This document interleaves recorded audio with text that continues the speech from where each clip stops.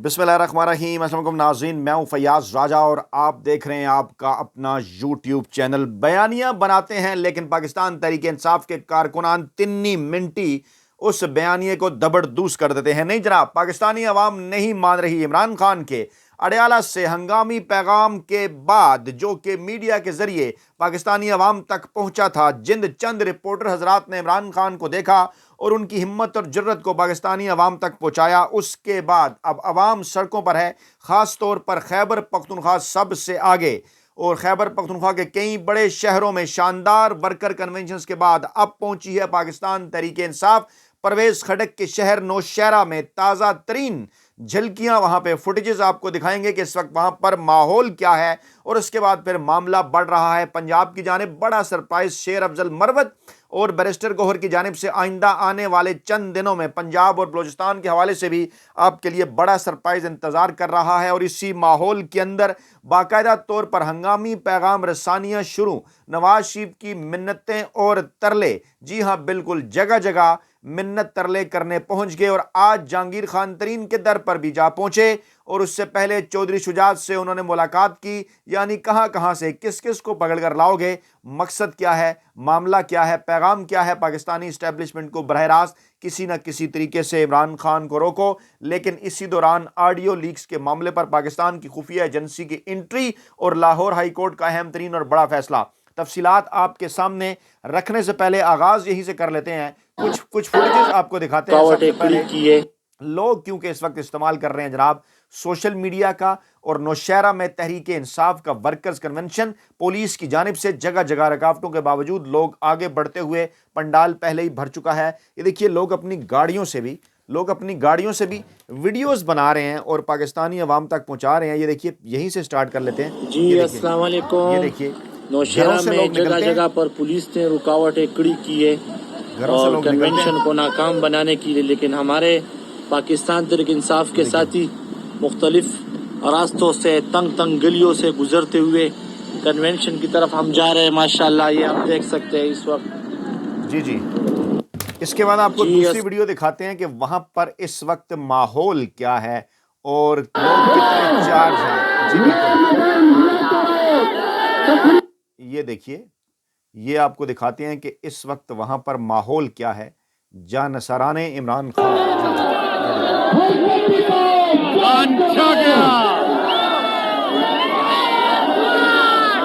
देख लो खटक साहब, ये मैदान हुआ करो, तकरीब तब खत्म होगी। शेर अफजल मरवत।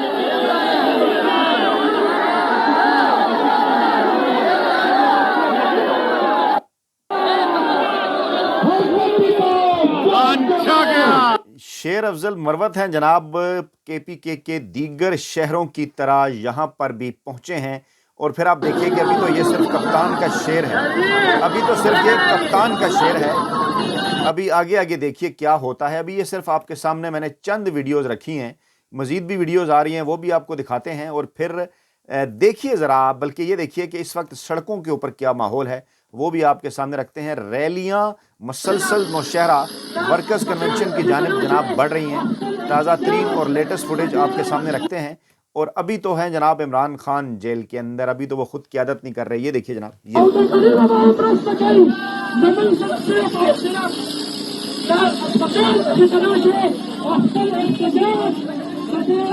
ये देखिए तादाद देखिए, पूरा जोर लगाती है नून लीग। 21 अक्टूबर को जलसा नहीं कर पाती लाहौर के अंदर, अपने गढ़ के अंदर, जिसे कहती है कभी गढ़, यहाँ कह देती।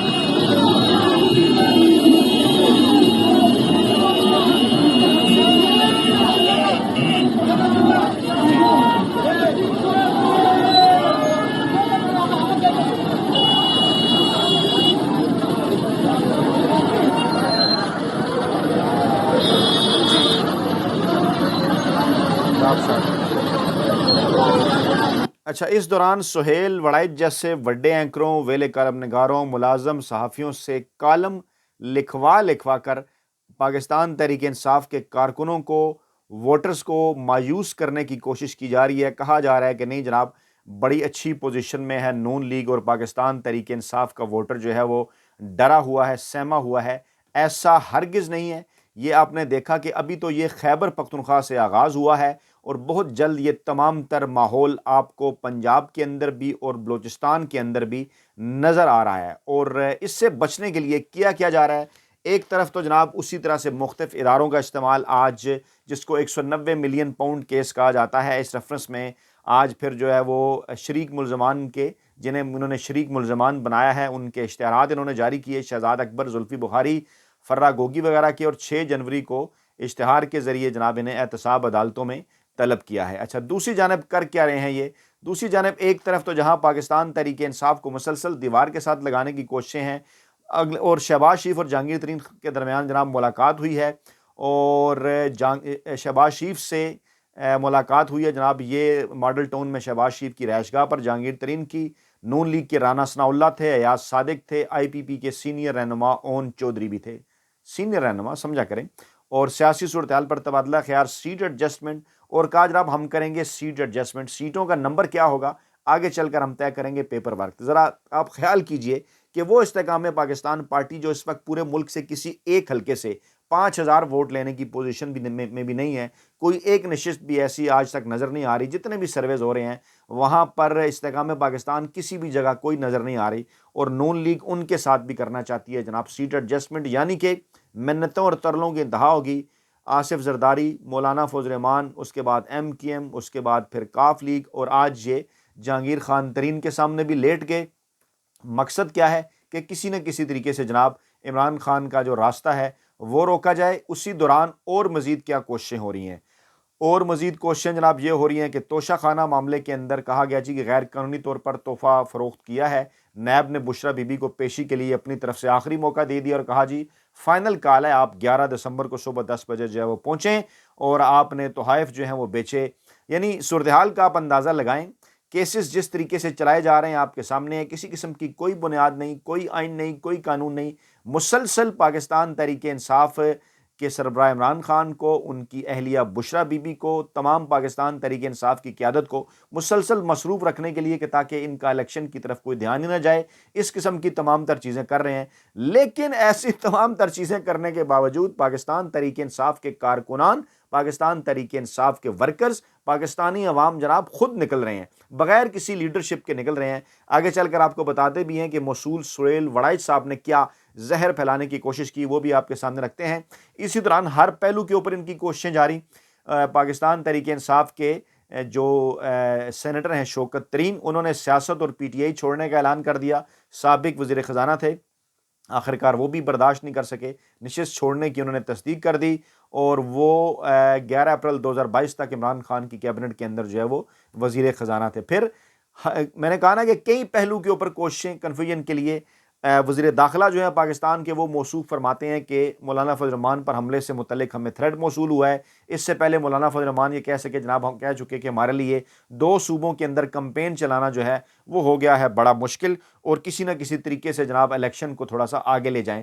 مقصد کیا تمام تر چیزوں کا کہ عمران خان تو ہوگا، کہا عمران خان کا ڈر ہے، کہا عمران خان تو ہوگا، اور الیکشن کسی نہ کسی طریقے سے یعنی دیکھیے کر کیا رہے ہیں، پاکستان تحریک انصاف کو ایسے جعلی کیسز کے ذریعے دیوار کے ساتھ لگانا، عمران خان اور بشرا بی بی کے اوپر اس قسم کے کیسز بنا دینا کہ عمران خان جو ہے وہ عام انتخابات کی طرف کوئی توجہ ہی نہ دے سکیں۔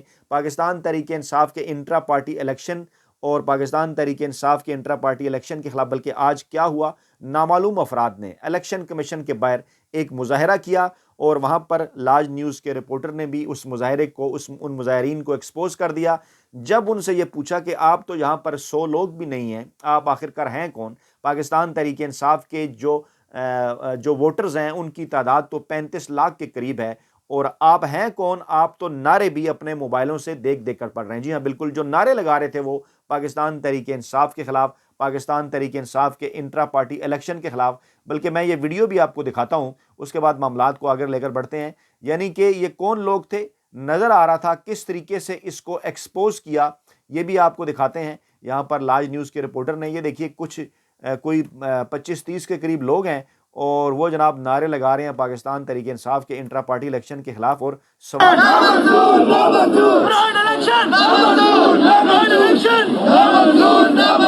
لے گا، جواب دے گا کوئی؟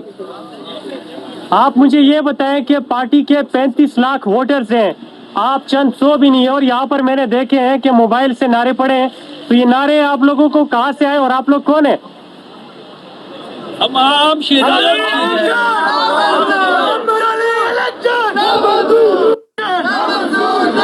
سوال ان سے کیا گیا کہ آپ کون لوگ ہیں، آپ کہاں سے آئے ہیں، نعرے آپ دیکھ کے پڑھ رہے ہیں، تو کہتے ہیں ہم عام شہری ہیں۔ بھلا عام شہریوں کو پاکستان تحریک انصاف کے الیکشن سے کیا واسطہ؟